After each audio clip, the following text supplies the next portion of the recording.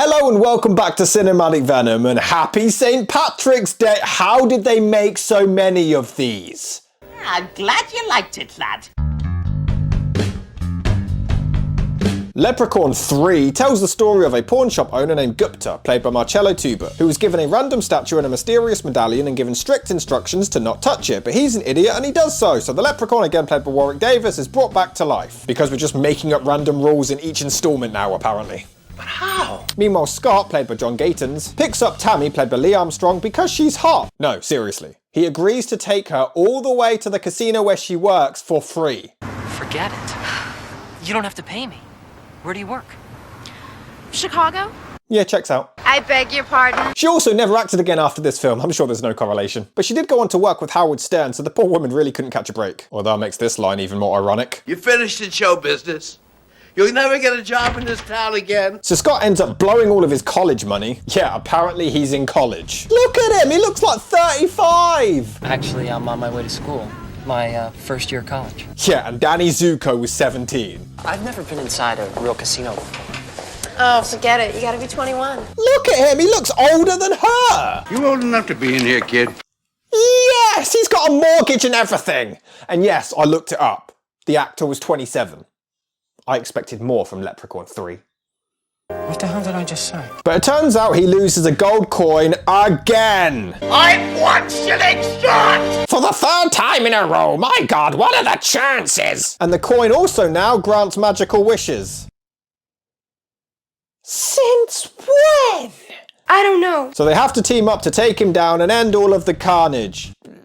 Again. Remember what the computer said? If we destroy the gold, we get rid of the leprechaun once and for all. Until the next film. If this is some sort of joke, I don't find it at all amusing. The original plan for a third installment in the highly beloved Leprechaun franchise was actually titled Bride of Leprechaun, with a much smaller budget. Warwick would have only had a small role, as the Leprechaun would have began possessing other people's bodies, because apparently the writer saw Jason Goes to Hell. I believe you. It would have been an immediate sequel after the last film, with the spirit of the Leprechaun possessing Cody and causing him to kill a bunch of people, leading to a murder trial, because apparently the writers got into a time machine and went and watched Halloween Ends. Screenwriter David Dubose was given the opportunity to write up a pitch for a possible Leprechaun 3 film to Blue Rider Productions, despite having never seen the previous 2 movies. Sounds sensible. Out of the question. The only guidance he was given was Leprechaun in Las Vegas. Dubose went up against 6 other writers and ended up landing the job, writing together a script quickly before production began, which only lasted 14 days. Because heaven forbid any of these movies take longer than a year to make. What are you, nuts? Brian Trenchard Smith, director of the flawlessly critically acclaimed Night of the Demons 2, was picked up as the director, and this was supposed to be the final entry in the series to round it off as a trilogy, before it shocked everyone's asses and made a shitload of money in video sales. In fact, it was nearly even released in 3D, but funding was also an issue as they could only afford to shoot one night in Las Vegas, so a lot of it was filmed without a permit. Yeah, this was the first entry in the series to be direct-to-video on June the 27th, 1995, but it was the highest selling independent direct-to-video film that year. In fact, Warwick Davis actually claimed that it's his favourite of the entire series.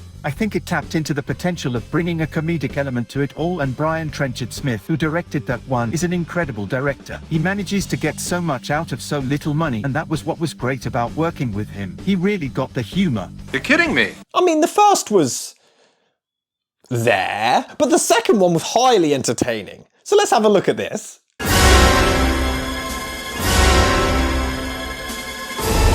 Jesus Christ, guys, calm down, it's Leprechaun 3! The first thing I notice is how clunky and clumsy the editing is. It looks like a college film. The cuts are all in the wrong places. It looks like I edited them. The timing of the cuts is just all over the place, and it's just weird. I can't even tell if it was intentional or not, and that's a bad thing. Some of the acting is actually so over the top, it's kind of funny. What is this horrible thing?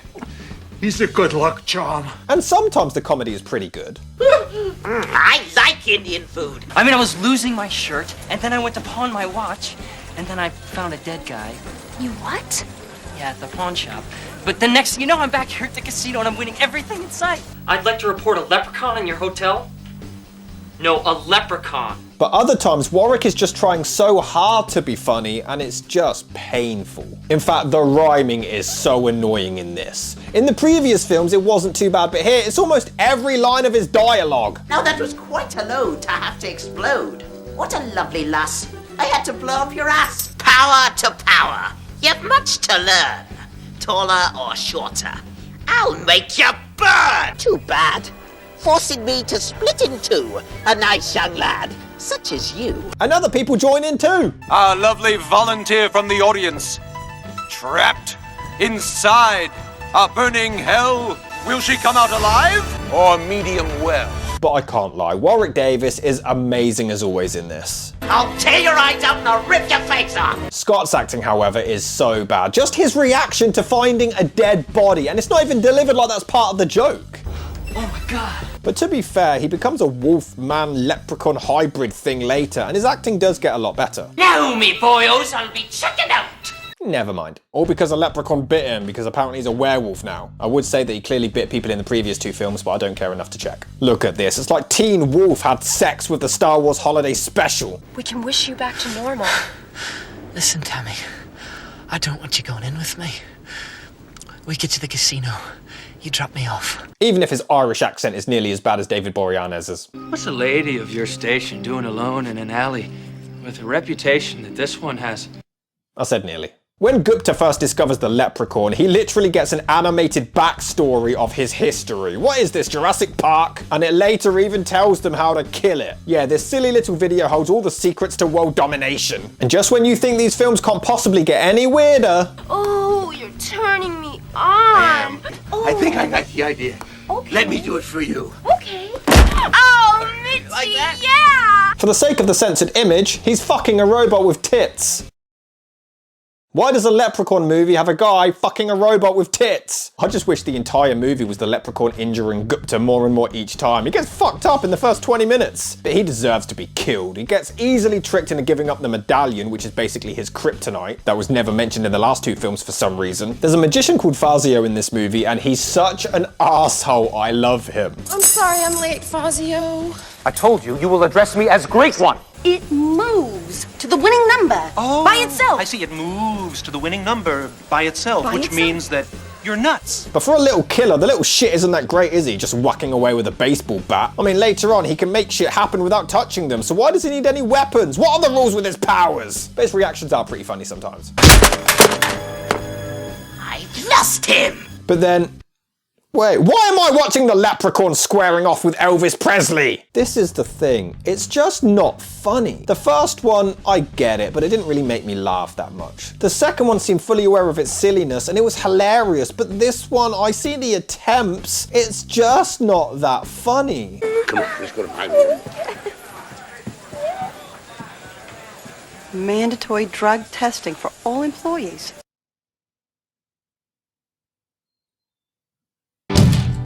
I mean, he disguises himself as a nurse, and it's still not funny! There's a scene with this guy Mitch, who owns the casino, makes a wish for the hot chick Tammy to want to shag him, and this one throwaway joke is then dragged out into an entire arc. She seduces him in the casino, she seduces him in the lift, she seduces him in bed, none of which is funny! Weirdly, when the coin is taken by someone else, she snaps out of it and thinks that Mitch roofied her or something. And I do actually kind of care for her character. She's completely traumatized by what she thinks he did, but why is a damn Leprechaun movie giving us an after-school special on sexual assault? And it leads to Mitch not questioning a woman coming out of the TV for sex. Yeah, checks out. Although their reaction to finding Mitch's completely fried body is brilliant. What the hell's going on here? The thing is, with the wishes altering people's behaviours and the random possessions, I can't tell which characters are being genuine or not, so I can't tell what is real and what isn't. The casino worker gets a wish and wishes to be hot, so she becomes this. I mean, she was hotter before, I don't know, maybe that was the point. This movie sucks! You got it. Thanks. You get on! I mean, you just gave it to him. And now you're attacking him for him having the coin that you gave to him! I wish that I was the greatest magician in the world? I suppose you think that was terribly clever. I just can't get invested in this. It's a Leprechaun movie about granting wishes, for fuck's sake. Who the hell are you? I'm a leprechaun, me lass. I'm pretty sure that line alone has been said more times than anything in this franchise. There's even a scene where he punishes the woman by making her tits, lips, and arse explode. I mean, I guess her acting is so over the top I can see the humour. It's not funny, but I can see why the young and mentally challenged may laugh during their cocaine session. For pulling this trick, I'll chop off your dick! You know, anytime Warwick Davis curses, it just feels wrong somehow. We get the cliche of the dead body turning around in a chair, except you literally see the actor spinning himself around. This film can't do anything right! Admittedly, there is a pretty cool scene where the leprechaun saws the magician in half and everyone thinks it's an act. I guess they were at least due one good kill, even if his teleportation skills were as consistent as the previous two. Why didn't he do this before? I kind of thought and hoped they finally got it with the second one. They found their niche, but here, it's just not funny. The characters are forgettable and it just gets boring before they even hit the hour mark. They just didn't have enough for the characters to do. Leprechaun 3 is just a massive disappointment.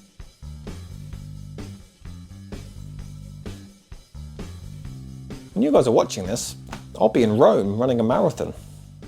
And then, lots of Irish bevies.